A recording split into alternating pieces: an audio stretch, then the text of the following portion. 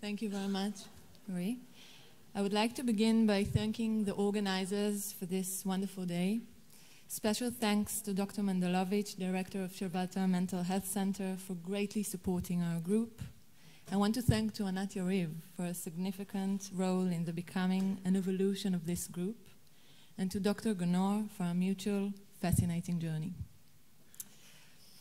It is 8 a.m., time for a session to begin. The door opens, the patients enter the room slowly. A diverse group who nevertheless have one thing in common: pain. Most of them look tired after a sleepless night. שומעים אותי גם אם אני שנייה מאשרת אגב? יופי. מצוין. Most of them look tired. לא, בסדר. אני אעשה כזה. אפרופו להקשיב לגוף, אז דקה. Okay. Much better. Thank you. Most of them look tired after a sleepless night. Some had found the strength to make the effort cover up their tiredness by wearing smart clothes or applying makeup. For others, the pains were overwhelming and it defeated their efforts. The members of the group take off their shoes, a simple task for most of us, but demanding, tiresome, and painful for most of the group. They set foot on the carpets. Some of them stand frozen, while others sit down. None can find any support of their pain-racked bodies. Their bodies are stiff. The signs of trauma and mental suffering are evident in the rigid joints. Their expressions are blank, facial muscles contracted, muscle tone is high. They are expectant, waiting for something to happen. Devoid of self-motivation, they are waiting for external instructions, telling them how to move their bodies and what to do with themselves. And what kind of movement is that? And here we are, standing together in a circle, the group members together with us, the therapists. We're invited to come together, body facing body, pain facing pain, life facing life, frozen limbs facing moving limbs, health facing trauma. Many bodies begin to move, activating different languages: the language of movement, the languages of emotions, feelings, and thoughts.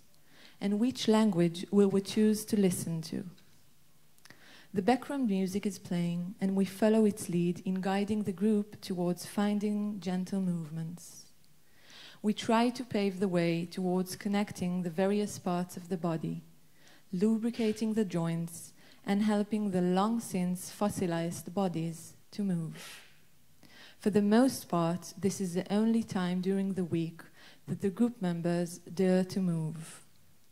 They meet again and again in the dialectics between movement and stopping, daring movements suddenly changing into an abrupt stop. From a body that has found its lost vitality, even if only for a few moments, back to being a frozen body. The group members sit back down. It seems like they have run a marathon. And just before we turn to words, we invite them to write up whatever thoughts came up during the movement experience, and questions arise. What is the connection between all this and my pain? What are we doing here anyway? This is not physiotherapy or therapeutic yoga. No one is handling my body. No one is moving it or massaging it. No x-rays, no surgeries, as I'm used to in my search for pain relief. This is not a movement that directly seeks to improve the pain.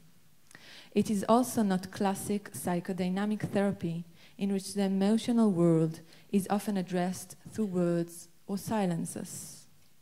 How do I begin to relate to my moving body as a to my moving self as an entity that speaks two languages, the bodily language of movement and the language of emotion? Can the encounter between the two exist within me? And how should this help me?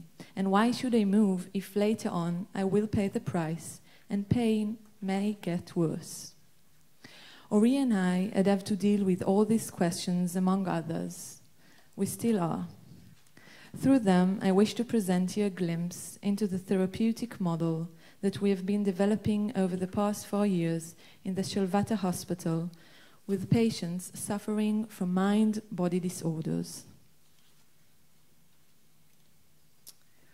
It is an interdisciplinary model based on dance movement therapy, mindfulness, and psychodynamic therapy. It is a short-term, semi-structured model consisting of about 18 to 20 sessions. So, what is dance movement therapy, and why do we think it is significant for mind-body disorders? Dance movement therapy is an expressive psychotherapeutic modality with an emphasis on movement as a central means of expression and on the verbal processing of physical motor experiences. A person's motility and their posture contain, according to dance movement therapy, continuous diagnostic information about their emotional world. Therefore, the therapeutic interventions includes investigating physical and mental aspects through movement to create a better connection between the physical and emotional states. When we speak about body work, the intention is not to discuss physical exercise or learning a language of movement, as in the case with yoga or different types of dance, etc. Instead, we relate to a multi-dimensional awareness of the patient's body and movement. Therefore, when relating to the patient's self, we also relate to the patient's physical self. There is invitation to move in such a way that includes a free flow of associations which may raise forgotten physical, mental memories. This is mindful movement beyond its physical, normal daily functions. Every movement contains different levels of experience.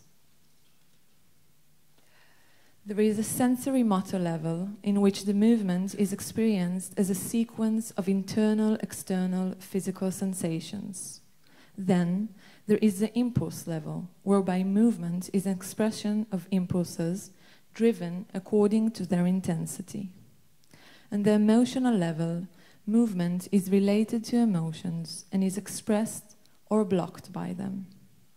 Finally, there is the level of object relations and psychodynamic conflicts, in which the movement tells the subconscious story of the mind. These levels reveal the patterns of movement that have been fixed and the way in which the self mobilizes its body to its service, to perform or stop movement, to express or conceal feelings. Unlike other body languages, the intention is not to reach an improved quality of movement or a certain posture. We do not correct patients' movement because there is no right or wrong movement. We explore the degree to which traumatic body memories impair future development and pleasurable bodily experiences. We also pay attention to the rigid, non-adaptive psychomotor strategies of avoidance and withdrawal. Therefore, we observe the body shapes and the movement patterns with the aim to uncover hidden emotions, conflicts, and developmental deficits which have been bound within the muscles. The group members.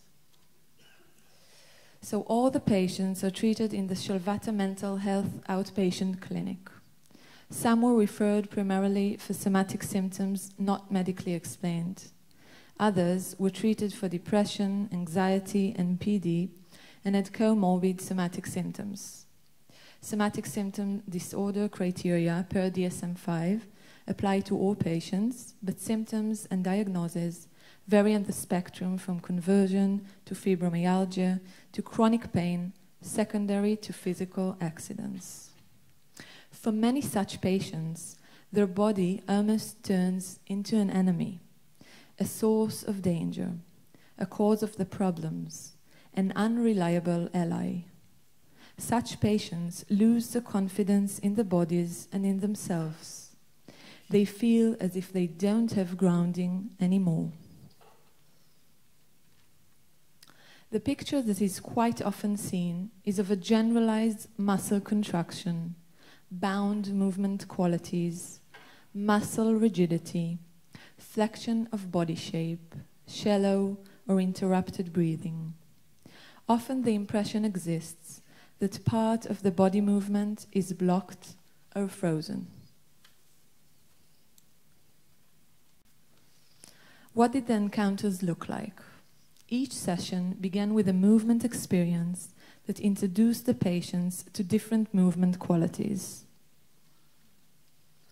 Grounding, shifting weight with or without closed eyes, experiencing the power of body muscles, allowing forceful, vigorous movements, investigating how different feelings create different body movement reactions, relationship with gravity onto the floor and from the floor, experiencing dancing with others, leading movements, and being led.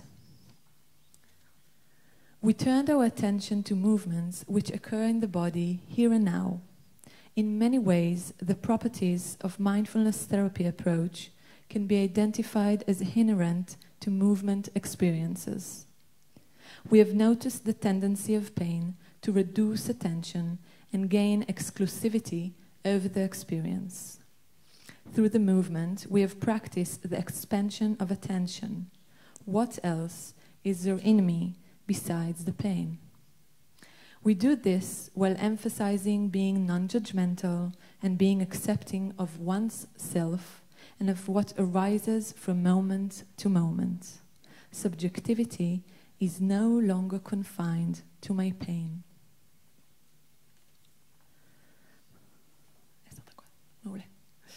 The psychoeducational parts of the sessions focused on explaining the bidirectional flow from body to mind and back. On the cognitive level, we focused on the identification of automatic thinking and thought traps and examined the emotional relations with the symptoms. On the behavioral level, we identified avoidance, both on physical and mental levels, and inefficient coping strategies and non-adaptive strategies following life with pain. On the movement level, we focused attention on the patient's movement strategies, the automatic movement, and the impact of pain on movements. We tried to get to know the motor emotional profile of the patients and to focus attention on the ways in which they are accustomed to using their bodies and getting information from them. A movement occurs, a thought appears, the movement stops. Why did I stop? This is a real-time question. We are speaking of a movement in its broadest sense. When patients are studying the changes in their movements related to their somatic disorder, they are actually investigating changes in the body movement and in the movement of the thoughts and the movement of their emotions. Movement is the point of connection between the emotional, cognitive, and behavioral levels. So it is 9:30, 5 months have passed, quite a journey for us all. When we started, the difference between me and Ori's roles as moderators was clearly marked. I'm the dance movement therapist in charge of movement, and Ori is the doctor and mindfulness instructor. Gradually, this line slowly dissolved. Ori could start a movement. I would continue it, focusing attention to the moment, and we would both interpret attachment issues, psychodynamic group tensions, and translating and moving between the different languages. At this stage of the treatment, the group members already recognized each other's movements, and a silent intimacy was revealed among them, an intimacy that is reserved for moving bodies. Old questions are now put aside and a new understanding arises, the movement in its broadest sense, the multiple senses of movement, embraces the language of the mind and the language of the body. Thank you.